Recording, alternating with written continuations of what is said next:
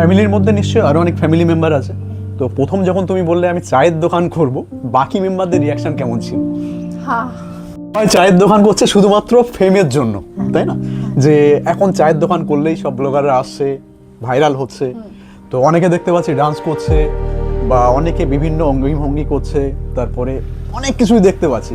তো তুমি যে চায়ের দোকানটা করলে, এটা জাস্টিফিকেশন কিভাবে দেবে যে তুমি কি কারণে চায়ের দোকান করছো? এরকম ফেম পাওয়ার জন্য? না, আমি অ্যাকচুয়াল ফেম পাওয়ার জন্য একদমই করছি না। তার কারণ হচ্ছে আমি চাইছি নিজের পায়ে দাঁড়াতে। আমি যদি সেটাই পারতাম তাহলে প্রথম দিনে আমি অনেক কিছু করতে পারতাম।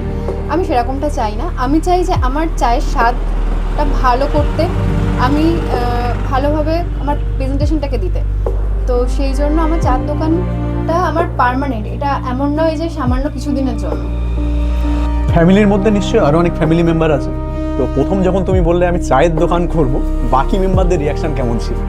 হ্যাঁ, জাস্ট অবাক হয়ে গেছিলো। কারণ ফ্যামিলি আমাদের ট্রেডিশনাল ব্যবসায়, কিন্তু আমি যে ব্যবসাটা করব সেটা কেউ এক্সপেকটেশন রাখতে পারিনি। কারণ আমি যেহেতু আমার প্রফেশনটা পুরো ডিফারেন্ট ছিল। বাই প্রফেশনাল তুমি কি করতে? বাই প্রফেশনাল আমি ডান্সিং, মডেলিং, ক্লাসিক্যাল ডান্সার। আচ্ছা, মানে একজন ক্লাসিক্যাল ডান্সার থেকে সোজা চায়ের দোকান, এই জার্নিটা কেমন ছিল? না, এই জার্নিটা মোটেই সহজ ছিল না। কিন্তু হ্যাঁ, আমার সব কিছুর ঊর্ধ্বে আমি শামীমদাকে রাখি। কারণ সেই যদি না থাকতো তাহলে আমি এই জায়গাটাতে দাঁড়াতে পারতাম না। না এই চায়ের দোকানটা হতো, না আমি এই চা বানাতে পারতাম, না আপনাদের সবাইকে খাওয়াতে পারতাম। শামীমদা ছাড়া এটা একদমই পসিবল না। তো আজকে শামীমদা নেই, শামীমদার খুব শরীরটা খারাপ। তো শামীমদা আসলে আমি শামীমদাকে প্রেজেন্ট করতাম। ওই মানুষটা আমার জীবনের মা, বাবা, দাদা, দিদি, ভাই, বোন, এভরিথিং। ওই মানুষটা ছাড়া আমি ইনকমপ্লিট।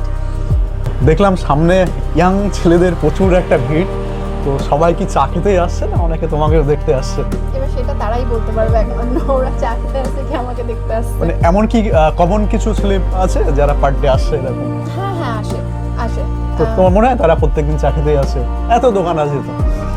হয়তো না, আর হয়তো হ্যাঁ, হয়তো ভালো চা বানাচ্ছে সেই জন্য আসছে, এটাও আচ্ছা। হতে পারে। তো দোকান না হলে পরিবর্তে কি করতে? আমার চায়ের দোকান যদি না হতো তাহলে আমি তার পরিবর্তে বাড়িতে তোমার নাচ শেখাতাম। আচ্ছা,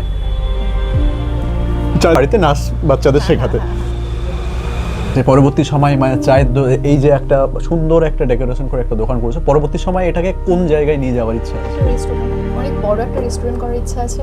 সেটা একমাত্র ভগবানের উপর হলে যদি সঙ্গে থাকে তো আশা করি পসিবল হবে সেটা।